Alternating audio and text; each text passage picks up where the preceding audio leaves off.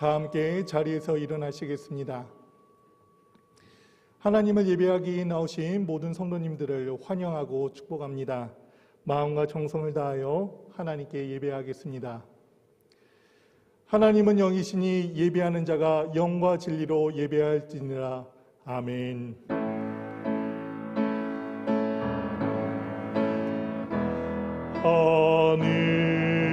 하늘에 계신 아버지 이름 거룩하사 주님 나라 임하시고 뜻이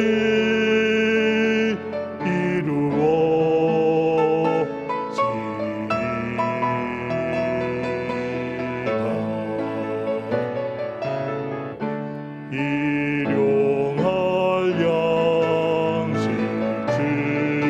주시고 우리들의 큰 죄 다 용서하옵시고 또 시험에 들게 마시고 악에서 구원하소서. 대개 주의 나라 주의 권세 주의 영광 영원히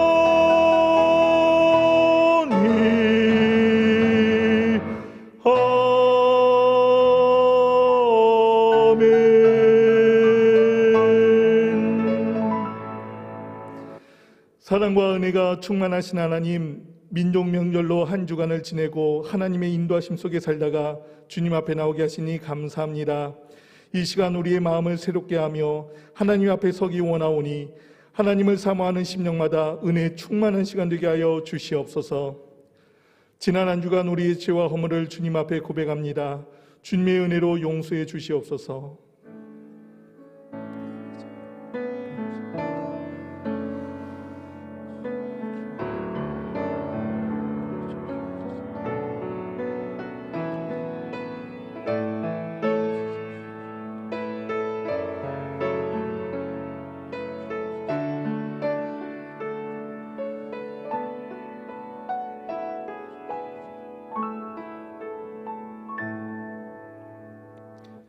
우리가 우리 죄를 자백하면 그는 미쁘시고 위로우사 우리 죄를 사하시며 우리를 모든 불의에서 깨끗하게 하실 것이라.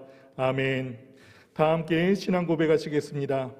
전능하사 천지를 만드신 하나님 아버지를 내가 믿사오며 그 외아들 우리 주 예수 그리스도를 믿사오니 이는 성령으로 잉태하사 동정녀 마리아에게 나시고 본디오 빌라도에게 고난을 받으사 십자가에 못 박혀 죽으시고 장사한 지 사흘 만에 죽은 자 가운데서 다시 살아나시며 하늘에 오르사 전능하신 하나님 우편에 앉아 계시다가 저리로서 산 자와 죽은 자를 심판하러 오시리라. 성령을 믿사오며 거룩한 공회와 성도가 서로 교통하는 것과 죄를 사하여 주시는 것과 몸이 다시 사는 것과 영원히 사는 것을 믿사옵나이다. 아멘. 찬송 21장 함께 부르시겠습니다.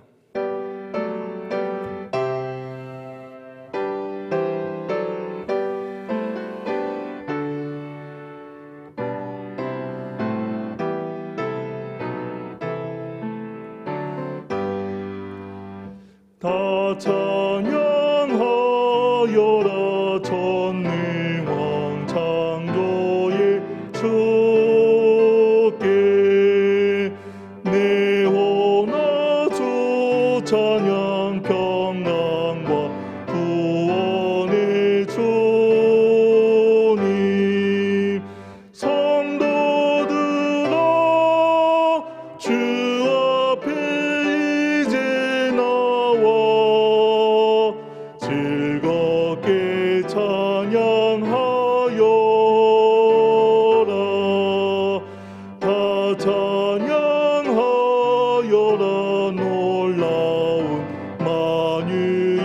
주께 포근한 날개 밑을 품어주시는 주님 성도들아 주님의 뜻 안에서 내 소원 다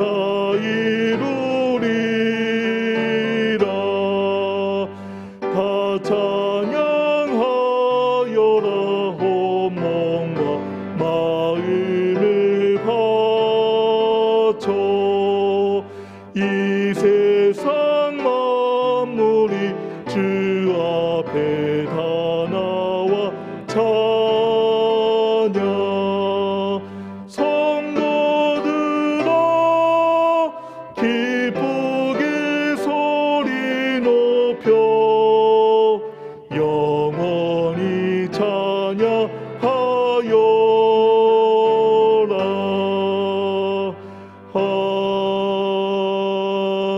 아멘. 권주한 지사님 기도하시겠습니다.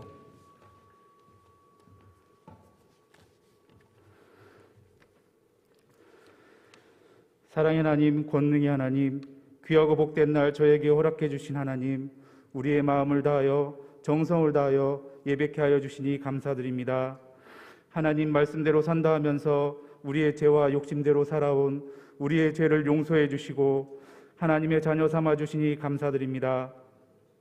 하나님 이 시간 예배 가운데 임재하셔서 모든 영광과 존귀와 찬양과 경배를 받아 주시옵소서. 귀하게 쓰시는 목사님 단위에 세우시고 하나님 말씀 대언하실 때 조금도 피곤하지 않게 하여 주시고 생명의 말씀, 능력의 말씀이 우리의 마음과 삶 가운데 역사하는 귀한 말씀을 전하실 수 있도록 인도해 주시옵소서. 올 한 해 뜻하시는 모든 사역을 위해 기도하실 때 하나님 함께하여 주시고 영육간에 강건하여지는 은혜를 허락하여 주시옵소서. 코로나로 인해 어려움을 당하고 있는 모든 성도들에게 하나님 함께하여 주시고 하루속히 안정되어 하나님께 영광 돌리는 그날이 올 수 있도록 인도해 주시길 원합니다. 코로나로부터 논산을 지켜주시고 교회를 지켜주시길 원합니다. 교회를 위해 기도합니다. 하나님을 경험하는 교회로 마지막 때에 쓰임받는 귀한 교회가 되게 하시고 사랑으로 하나 되어 품어줄 수 있는 초대교회처럼 하나님의 말씀이 증거되는 교회로 우리가 함께 하나님의 나라를 경험하고 세워가는 기쁨을 누리는 교회가 되길 기도합니다. 우리의 미래인 교회 학교를 인도해 주셔서 요셉처럼 꿈을 꾸게 하시고 다윗처럼 용맹하게 하시고 다니엘처럼 뜻을 위해 결단하게 하시고 한나처럼 기도하는 자들이 되어 이 교회와 민족과 세계를 짊어지는 많은 일꾼들이 우리 교회를 통해 나올 수 있도록 인도해 주시길 원합니다. 여러 가지 질병으로 고통받고 있는 환우들을 만나 주시길 원합니다. 주님의 옷자락으로 만지고 싶어 했던 여인처럼 하나님께 간절히 기도하는 그들의 기도를 들어주사 몸과 마음이 치료받는 귀한 은혜를 허락해 주시길 원합니다. 예배를 위해 헌신하는 모든 봉사자들에게 하나님 함께하여 주시고 하나님 주신 기쁜 마음으로 봉사하게 해주시니 감사드립니다. 우리의 헌신이 하늘에서 해같이 빛나는 은혜를 주시길 소망합니다. 우리의 예배를 받아주시길 원하며 예수님의 이름으로 기도드립니다.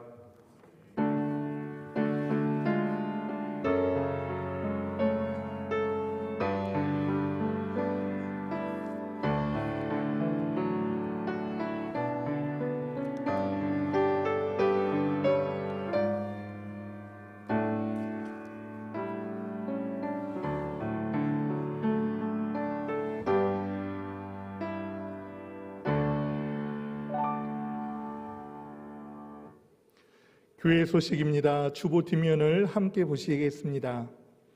3차 말씀 대행진이 계속 진행 중에 있습니다. 이번 주는 49일차 요한일서 5장까지입니다. 오늘 교회 학교 예배는 본당에서 가족과 함께 드립니다. 바나바 교육 안내입니다. 2월 14일 오늘 오후 2시 비전센터 비전홀에서 교육 모임이 있겠습니다. 가정예배 참여 신청 안내입니다. 전반기 가정예배 기간은 3월부터 6월까지 4개월간 진행됩니다. 신청을 원하시는 분은 신청서를 작성하여 제출해 주시거나 황지망 목사님에게 신청해 주시기 바랍니다. 교육자 브이로그가 진행 중에 있습니다. 이번 주는 새가족, 여성, 늘푸른 사역 담당이신 백경미 전도사님입니다. 유튜브에서 논산중앙교회를 검색하시면 됩니다. 2월의 공동기도 제목이 다음과 같습니다. 교회와 가정, 환우와 코로나 종식을 위해서 함께 기도해 주시기 바랍니다. 위로의 소식입니다. 사교구 연무지역 남남순 성도의 아들 양승호 성도 소천하셨습니다. 성도의 많은 위로 부탁드립니다. 하나님의 말씀 함께 나누겠습니다. 오늘 함께 나눌 하나님의 말씀은 로마서 3장 9절에서 20절입니다.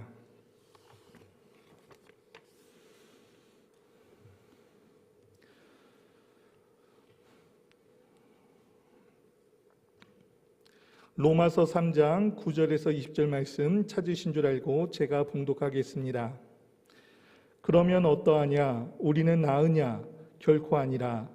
유대인이나 헬라인이나 다 죄 아래에 있다고 우리가 이미 선언하였느니라. 기록된 바 의인은 없나니 하나도 없으며 깨닫는 자도 없고 하나님을 찾는 자도 없고 다 치우쳐 함께 무익하게 되고 선을 행하는 자가 없나니 하나도 없도다. 그들의 목구멍은 열린 무덤이요 그 혀로는 속임을 일삼으며 그 입술에는 독사의 독이 있고 그 입에는 저주와 악독이 가득하고 그 발은 피 흘리는 데 빠른지라. 파멸과 고생이 그 길에 있어 평강의 길을 알지 못하였고 그들의 눈앞에 하나님을 두려움이 없느니라 함과 같으니라. 우리가 알거니와 무릇 율법이 말하는 바는 율법 아래에 있는 자들에게 말하는 것이니 이는 모든 입을 막고 온 세상으로 하나님의 심판 아래에 있게 하려 함이라. 그러므로 율법의 행위로 그의 앞에 의롭다 하심을 얻을 육체가 없나니 율법으로는 죄를 깨달음이니라. 아멘. 담임 목사님께서 우리는 나으냐라는 제목으로 하나님의 말씀 전해주시겠습니다.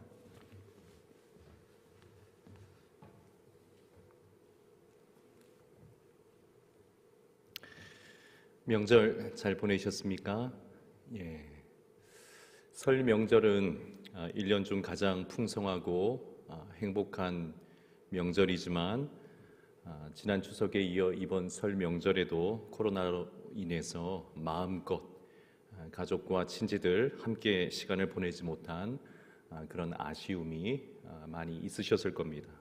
바라기는 올 가을의 추석 명절에는 하나님의 은혜로 백신과 치료제가 원활하게 공급되어서 온 가족이 함께 마음껏 기쁨으로 모여서 명절을 지내는 은혜가 우리 모두에게 있기를 간절히 소망하고 축원합니다. 가족과 친지들이 한자리에 모일 수 없는 이런 아쉬움 속에서도 오히려 이번 명절이 더 마음 편한 그런 분들이 계셨을 겁니다. 먼저는 음식 장만을 상대적으로 이전보다는 덜 해도 되었을 법한 우리 어머니들 그리고 우리 며느리 되시는 분들이 모처럼 조금은 편안하게 명절을 보내시지 않으셨을까 그런 생각이 듭니다. 그리고 그 누구보다도 명절 때마다 집안의 어른들이나 또는 친척들의 질문, 예컨대 어떻게 지내냐, 올해는 결혼하냐, 지난번에 시험 봤다고 했는데 그 시험의 결과는 어떠하냐, 학교는 어디 다니니, 취업은 또 했니, 승진은 했니, 이런 질문으로 늘상 곤혹스러움을 느끼곤 했던 20대, 30대 또는 40대에 해당되시는 그런 분들이 조금은 마음 편하게 이번 명절을 보내지 않으셨을까 이런 생각도 듭니다. 나쁜 의도는 아니겠지만 이런 질문을 주고받다 보면 본의 아니게 서로 비교하는 일들이 일어나곤 해서 마음에 불편함이 생길 때가 참 많습니다. 형제들 간의 경제적인 여건을 비교하기도 하고 또 자녀들에 대해서 비교하는 말이 오고 가기도 합니다. 요즘처럼 경제적으로 불안정하고 또 자녀들의 앞날에 대해서 예측하기 어려울 때에 불쑥 튀어나온 누군가를 비교하는 그 말 한마디가 서로의 마음에 깊은 상처가 될 때도 굉장히 많습니다. 비단 가족 모임뿐만이 아니라 우리가 살아가는 세상에는 서로 비교하는 문화가 매우 깊이 자리 잡고 있습니다. 우리 인간은 하나님의 형상으로 지음 받았기 때문에 생각하는 것, 그리고 판단하는 것, 그리고 비교하여서 분석하는 것, 이것이 매우 지극히 자연스러운 기능으로 주어져 있기는 하지만 문제는 서로 비교하고자 하는 의도 속에 문제가 좀 있습니다. 죄로 타락한 인간의 본성에는 왜곡된 감정이 하나 자리 잡게 되었는데요. 그것이 무엇이냐면 서로 비교하면서 상대적인 우월감을 즐기고자 하는 감정이 우리 마음속에 자리 잡고 있습니다. 상대방을 이기는 것으로부터 오는 즐거움, 상대방보다 자신이 더 낫다, 더 인정받는 것으로부터 오는 기쁨, 이와 같은 것을 추구하는 본성이 우리 안에 있다는 것입니다. 이겨야지 직성이 풀리고요. 그리고 다른 사람보다 더 인정을 받고 또 더 칭찬을 받아야 마음이 편안해지고 행복감을 느끼게 되는 그런 마음이 우리 마음속에 있습니다. 자, 그러나 여러분도 잘 알고 계시겠지만 상대적인 우월감은 결코 진정한 행복이 아닙니다. 이러한 행복은 사실은 거짓된 행복이죠. 그리고 매우 위태로운 행복이라 그렇게 말할 수 있을 겁니다. 왜냐하면 언제든지 상대적인 우월감이라고 하는 것은 깨지기 마련이기 때문에 그렇습니다.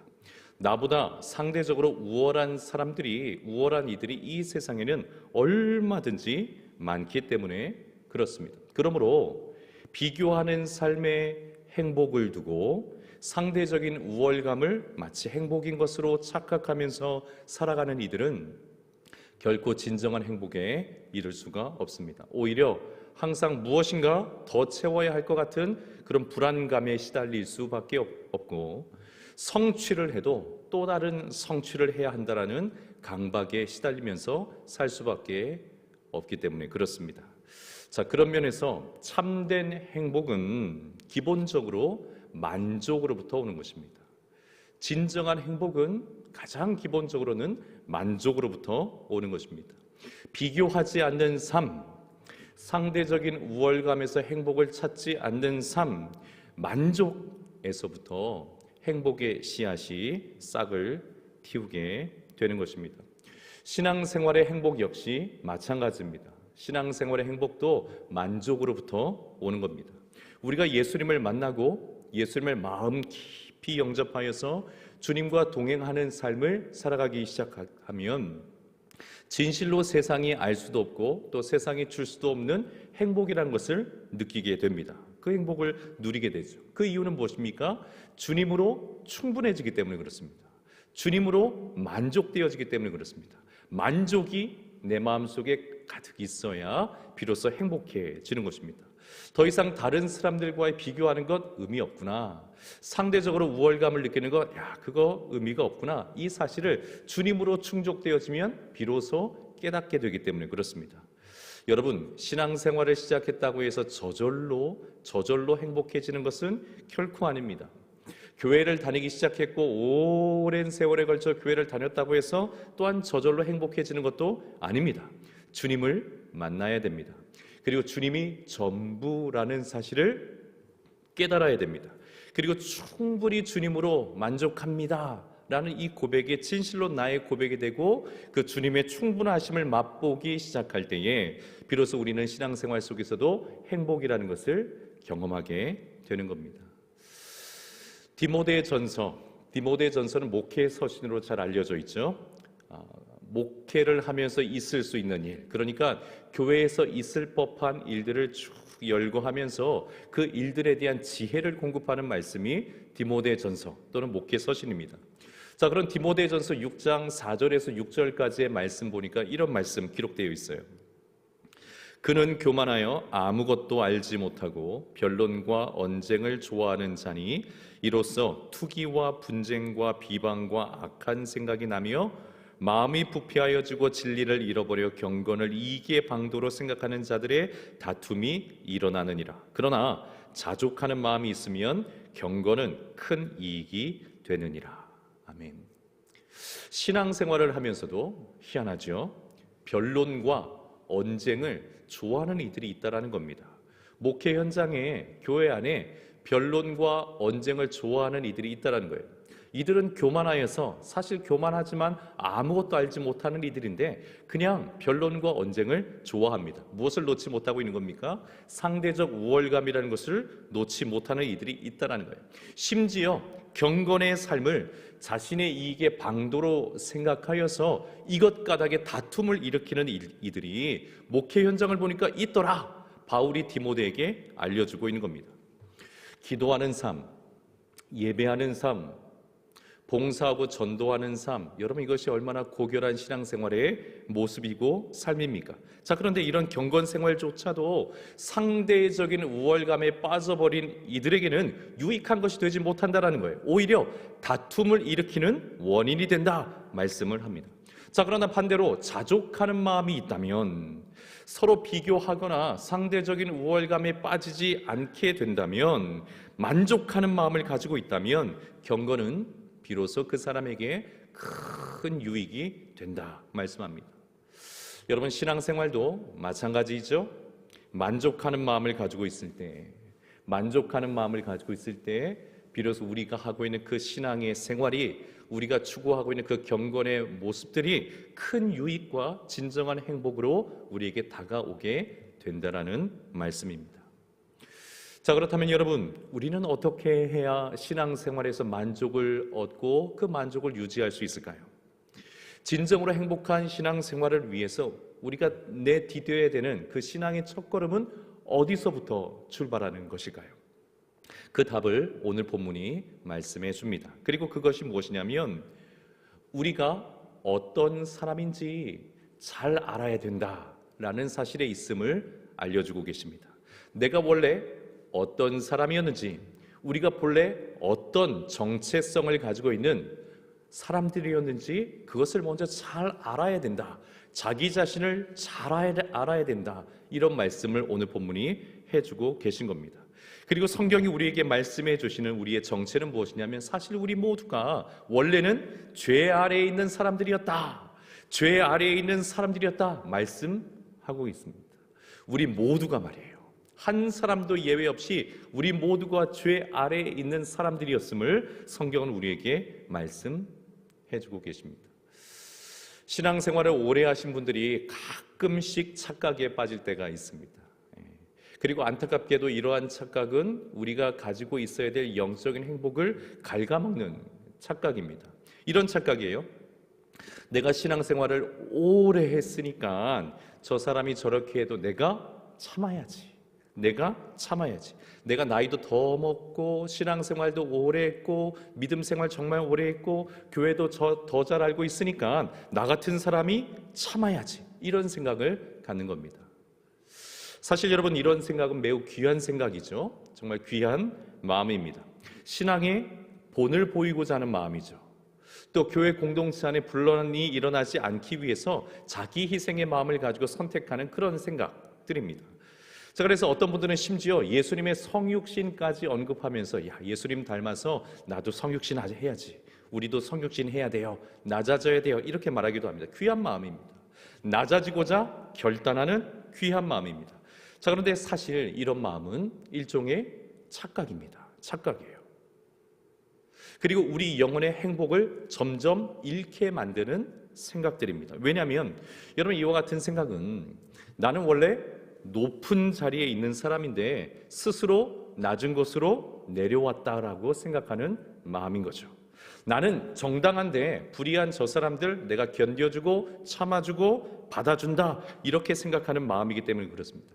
그래서 이렇게 할 수는 있지만, 그래서 사람들로부터 덕스러운 사람이라 그렇게 인정을 받을 수도 있겠지만 사실 내 마음은 행복하지 않습니다. 오히려 내 마음은 어떤 마음이 들까요? 억울한 마음이 듭니다. 억울한 마음이 들어요.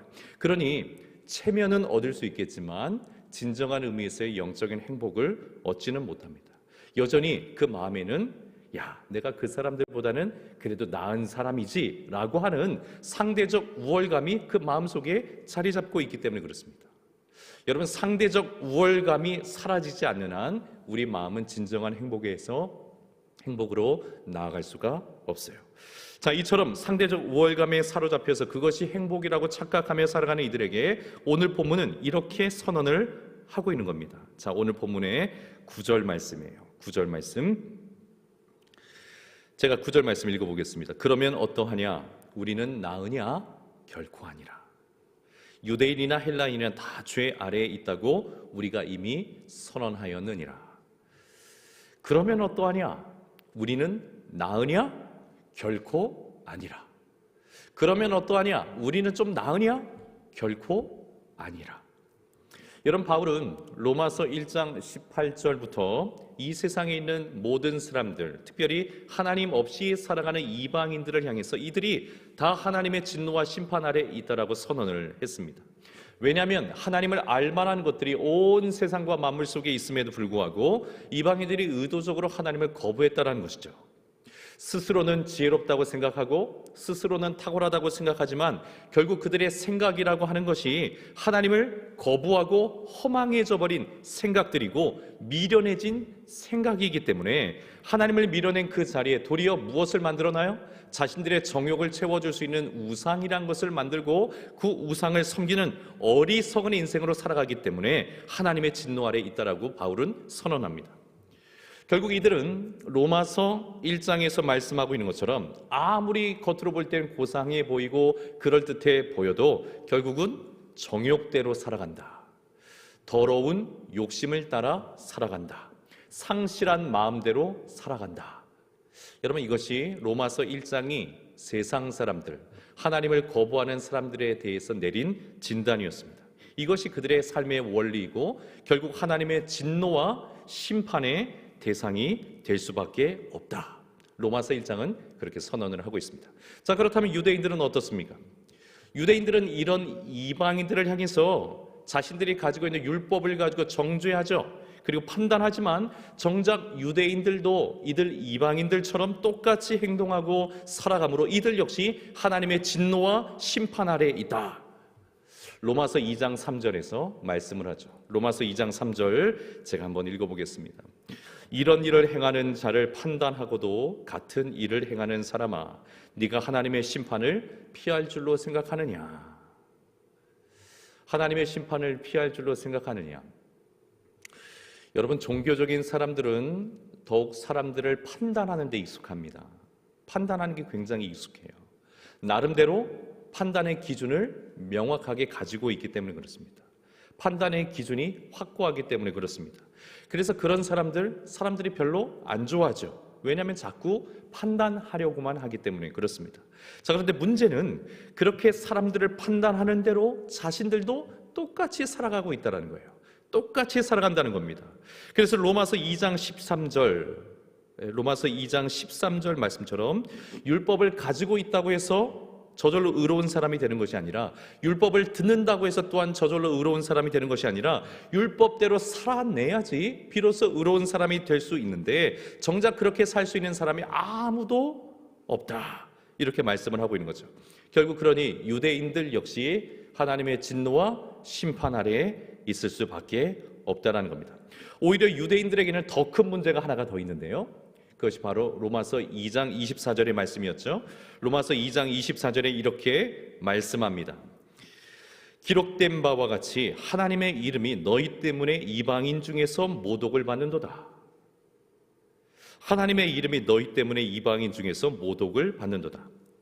율법을 맡아서 율법에 기록된 대로 살아야 하지만 그렇게 살지 못하는 유대인들인데 오히려 그 율법을 가지고 세상 사람들을 판단하기를 좋아하는 이 유대인들, 그들 때문에 오히려 하나님의 이름이 이방인들 중에서 모독을 받는다. 신랄하게 이야기를 합니다. 여러분, 예나 지금이나 하나님의 영광은 불신자들 때문에 가리워지는 것이 아닙니다. 하나님의 영광은 하나님을 알지 못하고 거부하는 세상 사람들로 인해서 하나님의 영광이 가리워지는 것이 아닙니다. 하나님을 알고 하나님을 믿는다고 하는 우리들로 인해서 하나님의 영광이 가려지는 일들이 벌어지는 것이죠. 신앙생활을 잘하고 저분 교회 정말 열심히 다니는데 이렇게 소문난 이들로 인해서 오히려 하나님의 영광이 가려지는 일들이 벌어지게 되는 겁니다. 여러분, 우리는 이 사실을 잊지 말아야 됩니다. 유대인들로 인해서 말씀을 가지고 있지만, 율법을 가지고 있지만 율법대로 살지 못한 채 오히려 세상 사람들을 판단하기나 좋아하는 그들로 인해서 오히려 하나님의 이름이 세상 속에서 모독을 받고 있다라는 이 현실에 대한 고발, 이 말씀이 여러분 우리의 마음속에서 잊혀져서는 안 될 것입니다. 여러분, 이렇게 로마서 1장과 2장은 이방인이나 유대인 모두 하나님의 진노와 심판 아래에 있음을 말씀하면서 오늘 본문 9절에서 보다 충격적인 말씀을 우리에게 하고 계신 거예요. 그 충격적인 내용이 무엇입니까? 그러면 어떠하냐? 우리는 나으냐? 결코 아니라. 그러면 어떠하냐? 우리는 좀 나으냐? 결코 아니라.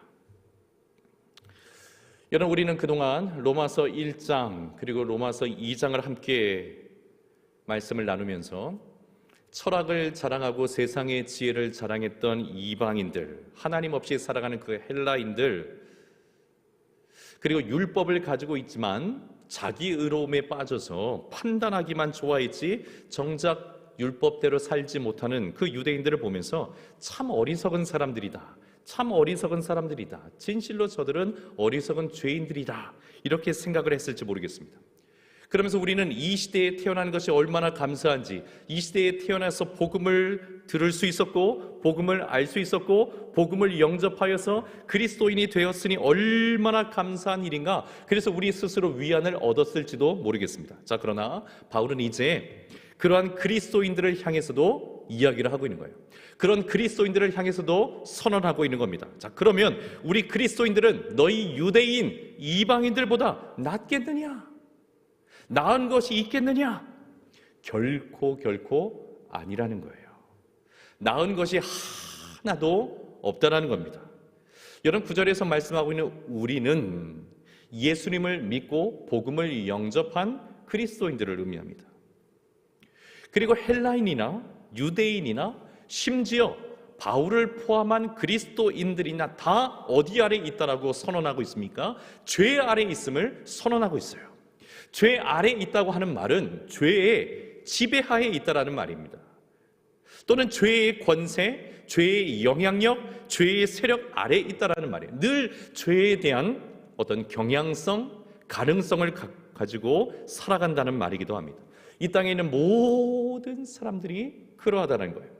과거에 살았던 사람들이나 지금 살고 있는 사람들이나 앞으로 살게 될 사람들도 다 그러하며 인종과 직업과 문화와 교양과 지식과 상관없이 모든 사람들이 죄 아래에 있다라고 성경은 선언하고 있는 겁니다. 심지어 예수님을 믿고 그리스도인이 되었다고 하는 이들조차도 죄 아래에 있다라고 오늘 본문은 선언하고 있는 거예요. 바울은 로마서 7장 23절에서 자신의 이러한 고뇌를 솔직하게 고백을 합니다. 로마서 7장 23절에 내 지체 속에서 한 다른 법이 내 마음의 법과 싸워 내 지체 속에 있는 죄의 법으로 나를 사로잡는 것을 보는도다. 내 지체 속에 있는 한 다른 법이 마음의 법과 계속 싸운다는 거죠. 그리고 지체 속에 있는 그 죄의 법으로 나를 사로잡아가는 것을 내가 본다는 거예요. 뭐예요? 죄의 영향력에서 여전히 벗어날 수가 없다는 거예요. 죄가 끌고 가는 데에 있어서 내가 저항하기에는 역부족이라는 거예요. 무력하다는 거예요. 이것이 원래 우리 모두의 모습이었다는 겁니다. 지금도 그런 모습을 우리는 가지고 있어요. 죄에 대해서 어느 하나 나은 것이 없는 그 모습이 우리의 본래의 모습이라는 겁니다. 세상의 모든 사람들이 그러합니다. 바울은 이러한 사실을 밝히 드러내기 위해서 오늘 본문을 보니까 구약의 말씀, 구약 성경을 인용해서 설명을 해주고 있어요. 10절부터 18절까지의 말씀이 그 내용인데, 자, 본문에 나오는 이 인용 구절은 구약 성경의 어떤 한 본문을 통째로 가져와서 인용을 하고 있는 것이 아니라 성경 곳곳에 흩어져 있는 말씀들을 가지고 와서 인용을 하고 있는 거예요. 그러니까 여러분, 성경 말씀이 우리 인간 존재가 얼마나 죄 가운데 무력한 존재인지를 숨김없이 드러내고 있음을 바울이 여기저기 말씀을 가지고 와서 설명해주고 있는 겁니다. 오늘 말씀을 한번 보세요. 머리부터 발끝까지 죄에 잠식된 인간의 모습이 얼마나 적나라하게 기록되어 있습니까? 머리부터 발끝까지 죄로부터 완전히 자유할 수 없는 우리 인간의 모습, 저와 여러분의 모습을 있는 모습 그대로 고백해주고 있습니다. 생각으로부터 눈, 입, 입술, 혀, 목구멍, 손과 발, 철저하게 우리는 죄의 세력 아래 사로잡혀 있다는 것을 바울이 고뇌에 찬 모습으로 고백하며 선언을 하고 있는 겁니다. 여러분 10절의 말씀에 보니까 시편 14편의 내용을 인용해서 이렇게 바울이 선언하고 있죠. 의인은 없나니 한 사람도 없다. 의인은 없나니 한 사람도 없다. 의인은 없나니 한 사람도 없다. 여러분 바울은 본래 자기 스스로에 대해서 의인이라고 생각했던 사람이었습니다. 세상에 다른 사람은 몰라도 나는 정말 의롭다라고 생각했던 그런 사람이었어요. 그래서 과거의 자신을 빌립보 교회 성도들에게 소개해 줄 때 빌립보서 3장 6절에 보면 바울이 이렇게 기록을 합니다. 열심으로는 교회를 박해하고 율법의 의로는 내가 흠이 없는 자였다. 율법의 의로움에 있어서는 내가 흠이 없는 사람이었다. 그렇게 세상 사람들에게 당당하게 말할 정도로 스스로에 대해서 자신은 의롭다, 의인이다, 세상에 어느 누구도 나보다 의로울 수 없을 정도로 나는 의인이다, 이런 마음을 가지고 있었던 사람이 바울이었어요. 누가 나보다 낫겠는가? 누가 나보다 하나님 앞에서 의롭겠는가? 나만한 사람이 없다, 당당하게 말할 수 있었던 사람이 바울이었습니다. 그럼 바울이 지금 뭐라고 고백을 하고 있습니까? 시편 14편의 말씀을 인용해서 의인은 없나니 한 사람도 없다. 이제 복음 안에서 깨닫게 되었는데 의인은 없나니 한 사람도 없다. 아무리 하나님을 향해서 특별한 마음을 가지고 있다 할지라도 한 사람도 없다. 스스로 의롭다라고 말할 수 있느니 한 사람도 없다. 바울이 우리의 모습을 대변해서 고백을 하고 있는 겁니다. 11절과 12절의 말씀, 깨닫는 자도 없고 하나님을 찾는 자도 없고 다 치우쳐 함께 무익하게 되었다. 선을 행하는 자도 없나니 하나도 없다. 이렇게 말씀을 해요. 여러분 바울은 여러분 잘 아시는 것처럼 가말리엘 문화생이었지 않습니까? 가말리엘 문화생이라고 하면 지금 우리로 따지면 최고 학부를 말하는 거 아니겠습니까? 서울대든 카이스트든 최고 학부의 선생님 밑에서 배우는 학생이었다. 율법을 배우는 학생이었다. 그러니 여러분 얼마나 공부를 열심히 했겠어요. 진리가 무엇인지, 율법이 말하는 바가 무엇인지 얼마나 열심히 공부를 했고 얼마나 열심히 배웠겠습니까? 자, 그런데 가만히 생각해 보니까 그것이 깨달은 것이 아니라 일종의 착각이었음을 발견하게 된 겁니다. 그 착각은 뭐예요? 진리인 줄 알았더니만 진리가 아니라 자기의 생각에 치우쳐버린 것이다. 사람들이 정해놓은 것을 진리인 것으로 치우쳐 생각하여 받아들인 것이다. 이 사실을 깨닫게 된 거예요. 여러분 바울은 예수님 만나기 전에는 사람을 죽이기 위해서 사방으로 돌아다녔던 사람 있잖아요. 사람을 죽이려고 막 눈이 혈안이 돼서 돌아다녔던 사람, 그가 바울이었습니다. 왜 그렇게 돌아다녔습니까? 그것이 선이라고 생각했기 때문에 그래요. 그것이 지극한 선이라고 생각했기 때문에 모든 열심을 동원해서 예수 믿는 사람을 핍박하고 잡아가고 죽이기 위해서 혈안이 되어서 돌아다녔던 사람, 그가 바울이었어요. 선이라고 생각했는데, 선이라고 생각해서 인생을 걸고 그렇게 살아왔는데 그것이 아니었다는 것을 알게 된 거예요. 결국 그것, 내가 선이라고 생각했던 그것조차도 치우친 것이었구나. 사람들의 생각에 치우친 것이었구나. 여러분, 지금도 세상에 얼마나 많은 사람들이 정의를 외칩니까? 얼마나 많은 사람들이 공정을 외칩니까? 의로움을 외칩니까? 그런데 하나님 없는 인생은 늘 치우치기 마련입니다. 내 입장에서 공정을 말하는 것이고 우리 편에서 의로움을 말하는 것이지, 사실은 늘 사람들이 말하는 것은 한쪽으로 치우칠 수밖에 없어요.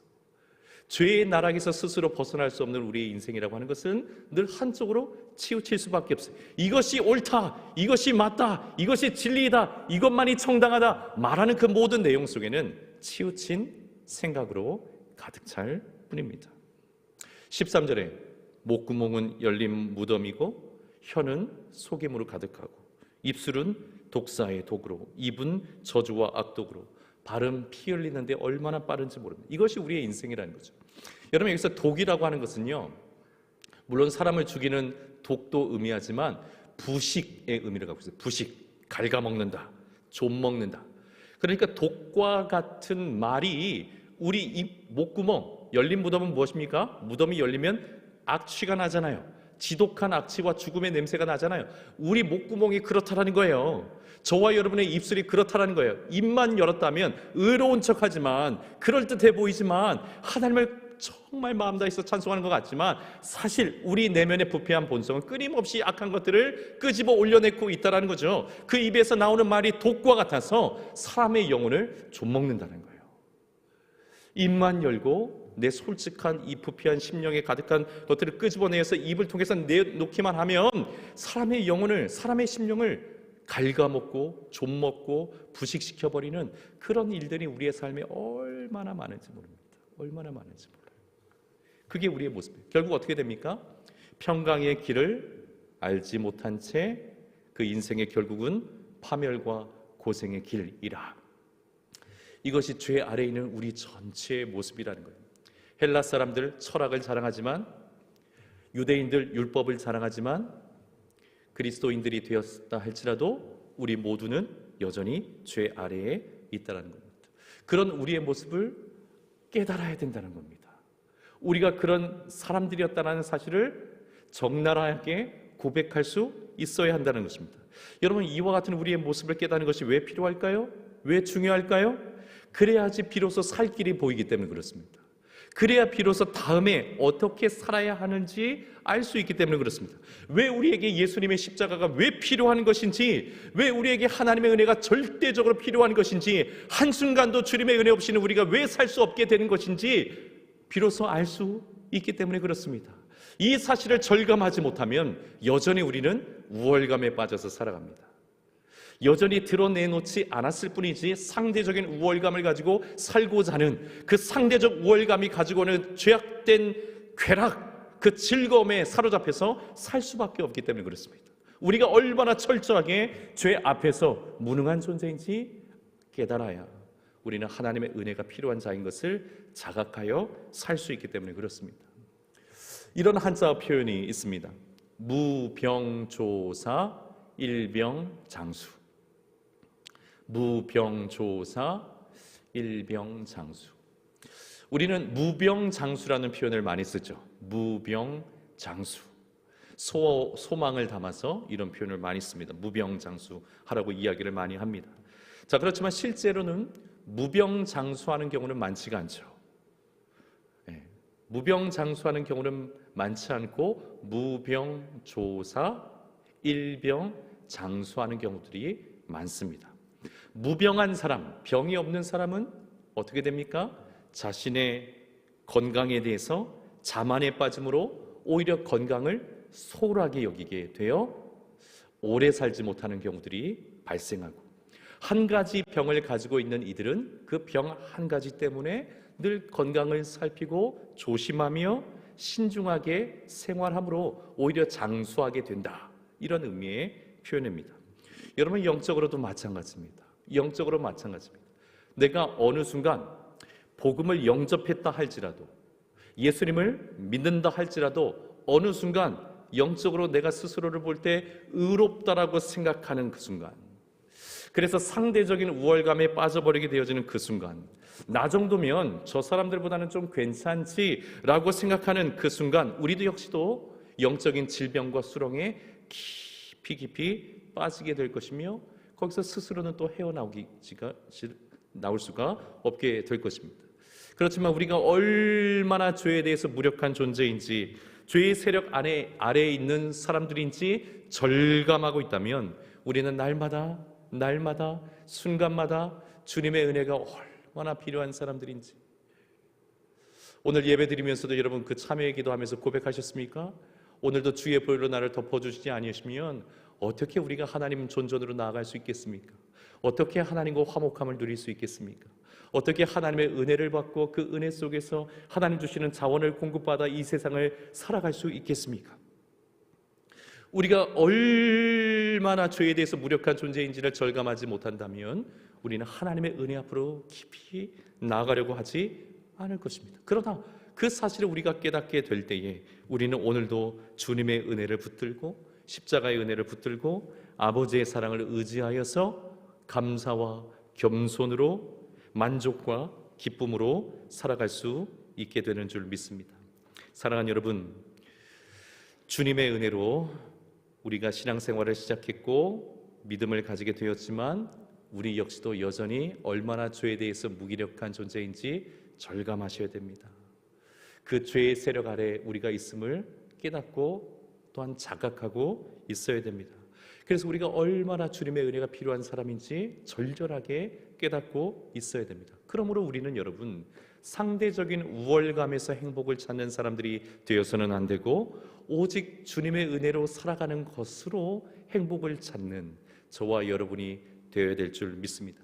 그래서 예수님께서도 스스로 의인이라고 생각했던 바리새인들 또는 서기관들, 이런 사람들보다 오히려 자신이 죄인인 것을 자각하고 있는 세리와 창기들이 하나님 나라에 더 가깝다라고 말씀을 하셨어요. 내가 얼마나 무력한 죄인인 인지를 깨닫는 이들이 진정한 행복, 하나님 나라에 더 가까운 것입니다. 깨달아야 됩니다. 사사기 9장에 보면 이런 예화가 나옵니다. 나무들이 모여서 이 숲의 왕을 서로 추천하기로 했습니다. 그래서 나무들이 제일 먼저 왕이 되어 주었으면 해서 추천한 나무가 감람나무였어요. 그래서 감람나무에게 가서 이야기를 합니다. 우리 나무들의 왕이 되어 주렴, 이렇게 이야기를 합니다. 그러자 감람나무가 이렇게 대답을 해요. 내게 있는 이 나의 기름, 이 열매로 나오게 되어진 이 기름은 하나님과 사람을 영화롭게 하기 위해서 주어져 있는 것인데 내가 어찌 그것을 버리고 나무들 위에 올라가서 우쭐대겠느냐. 나는 우쭐댈 수 없다. 자신은 열매를 맺어서 그 열매의 기쁨으로 사람과 하나님을 섬겨야 하기 때문에 나는 그렇게 할 수 없다라고 거부를 합니다. 자, 그러자 나무들이 이번에는 무화과 나무에게 가서 또 이야기해요. 우리의 왕이 좀 되어주렴. 그러자 무화과 나무도 이렇게 얘기합니다. 나는 달고 아름다운 열매를 맺어서 사람과 하나님을 기쁘시게 해야 되는데 어떻게 내가 나무들 위에 왕인 것처럼 불리면서 우쭐대겠느냐. 나는 그럴 수 없다. 나는 내가 무엇을 해야 될지 너무나 잘 알고 있다. 거절합니다. 아유, 안 되겠다 싶어서 나무들이 포도나무에게도 찾아갑니다. 포도나무에게 똑같은 이야기를 했는데 포도나무 역시 그렇게 이야기하는 거죠. 하나님과 사람을 기쁘게 하는 나의 이 포도주를 버리고 내가 어떻게 나무들 위에 군림하여서 우쭐댈 수 있겠느냐. 나는 그거 못하겠다. 난 그럴 수 없다. 거절을 합니다. 자, 마지막으로 가시나무에게 가서 이야기를 합니다. 그러자 가시나무가 너희들이 원한다면 내가 너희들의 왕이 되겠다. 너희들은 내 그늘로 와서 피해라. 여러분, 가시나무에 그늘이 있습니까? 도대체 어떤 그늘이 있다는 겁니까? 그런데 내 그늘로 와서 피해라. 피하지 않으면 레바논의 백향목이라 할지라도 내가 다 불태워 버리리라. 이렇게 이야기합니다.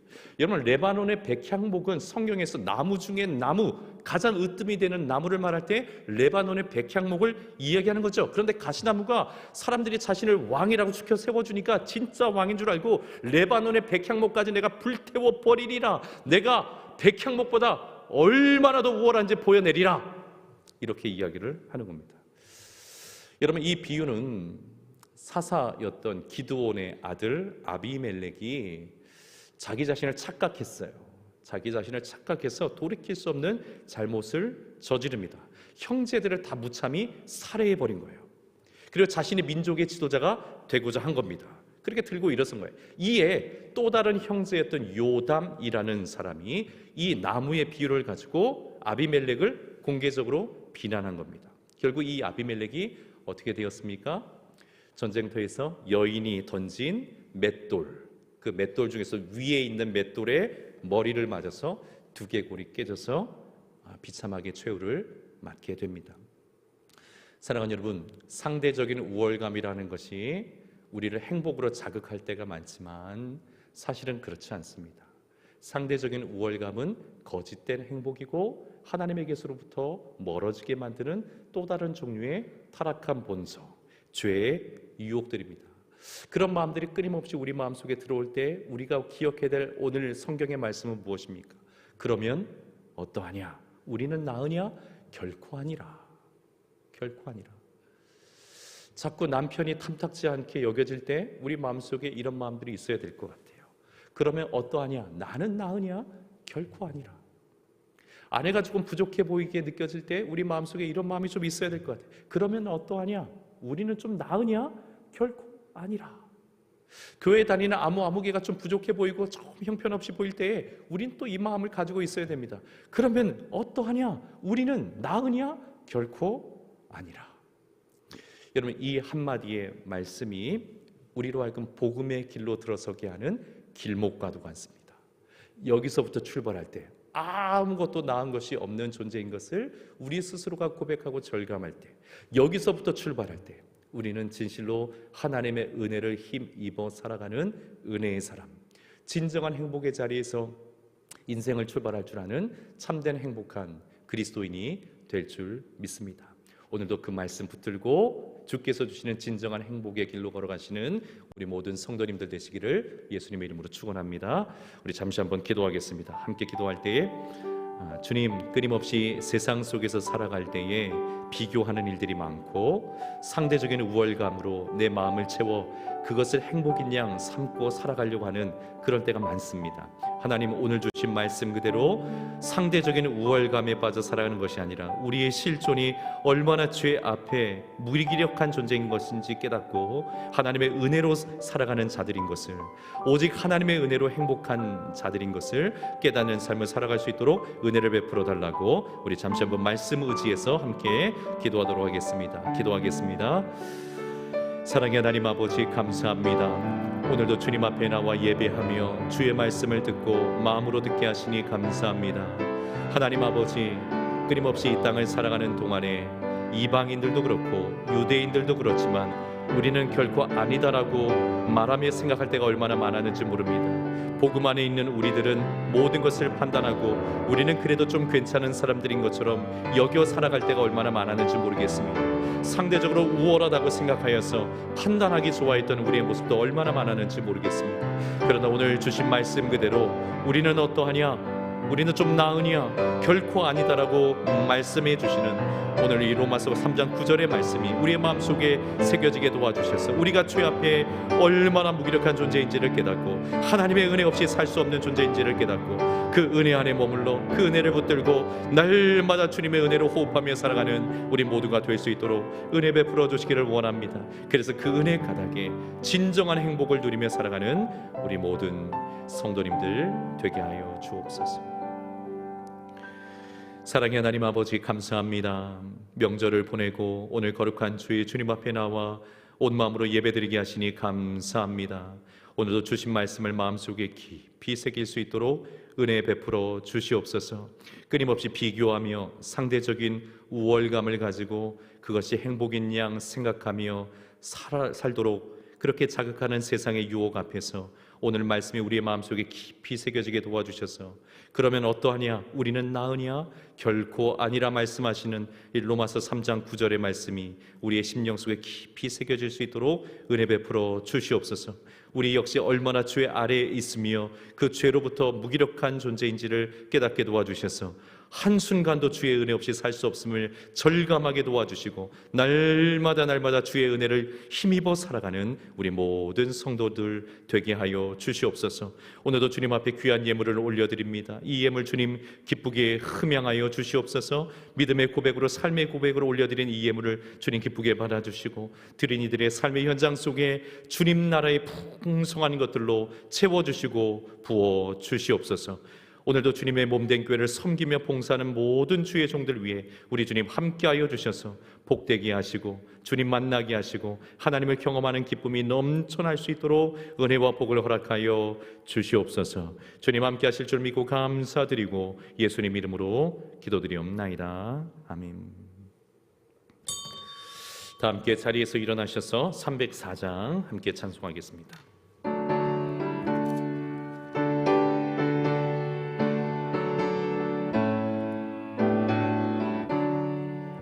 그 크신 하나님의 사랑 말로 다 형용 못하네.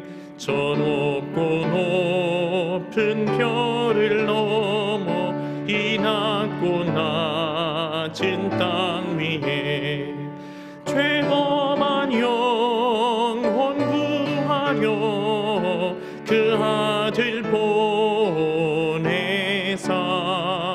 화목제물 삼으시고 죄 용서하셨네. 하나님 크신 사랑은 측량다 못하네. 영원히 변치 않는 사랑 성도여 찬양하세. 괴로운 시절 지나가고 땅 위에 영화 쇠할 때 주 믿지 않던 영혼들은 큰 소리 외쳐 울어도 주 믿는 성도들에게 큰 사랑 베푸사 우리의 죄 사했으니 그해 잊을까. 하나님 크신 사랑은 측량다 못하네. 영원히 변치 않는 사랑 성도여 찬양하세. 하늘을 두루마리 삼고 바다를 먹물 삼아도 한없는 하나님의 사랑 다 기록할 수 없겠네. 하나님의 크신 사랑 그 어찌 다 쓸까. 저 하늘 높이 쌓아도 채우지 못하리. 하나님 크신 사랑은 측량 다 못하네. 영원히 변치 않는 사랑 성도여 찬양하세. 아멘. 지금은 우리 구주 예수 그리스도의 그 크신 은혜와 우리 하나님 아버지의 다함이 없으신 사랑하심과 성령 하나님의 위로교통 충만하심이 거룩한 주일 주님 앞에 나와 온 마음으로 예배드리고 주신 말씀을 마음속에 새기며 우리가 얼마나 죄 앞에서 죄 아래에서 무기력한 존재인지 깨닫고 날마다 오직 주님의 은혜를 힘입어 살고자 마음으로 소원하고 결단하며 돌아가는 사랑하는 믿음의 권속들 심령 위에 저들의 삶의 현장 위에 가정과 자녀들 위에 일터와 생업 위에 해외 구문의 객지에 흩어져 있는 모든 논산중앙교회 성도들 자녀들 머리 위에 이제부터 영원토록 함께 있을지어다. 아멘.